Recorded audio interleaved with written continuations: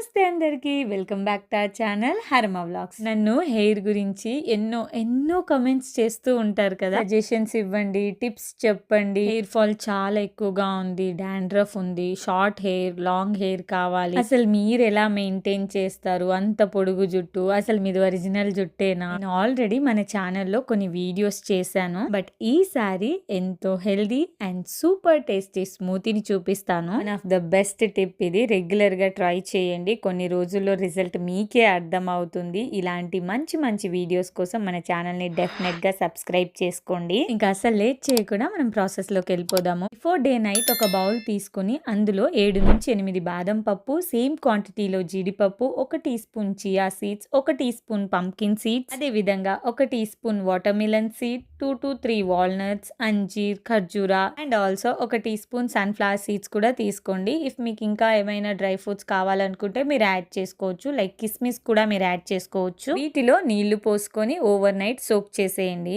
చిన్న పిల్లలు మరీ కొందరైతే డ్రై ఫ్రూట్స్ అస్సలు తినరు. వీటిని మంచిగా నానపెట్టేసి జ్యూస్ చేసి ఇచ్చారనుకోండి, హ్యాపీగా తాగేస్తారు. ఇది నైట్ అంతా నానిన తర్వాత నెక్స్ట్ డే మార్నింగ్ వచ్చేసి ఇలా ఉంటుంది. దీన్ని అలానే ఒక మిక్సీ జార్ లోకి ట్రాన్స్ఫర్ చేసుకోండి. దాంతో పాటు మీకు కావాలనుకుంటే ఒక యాపిల్ లేదా బనానా లేదా క్యారెట్ ఏది అవైలబుల్ ఉంటే అది యాడ్ చేసుకోండి.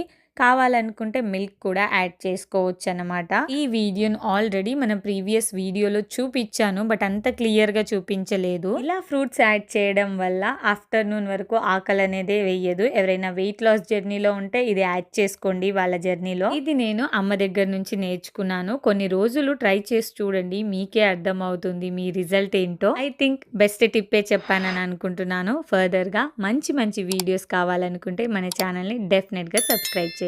బాయ్.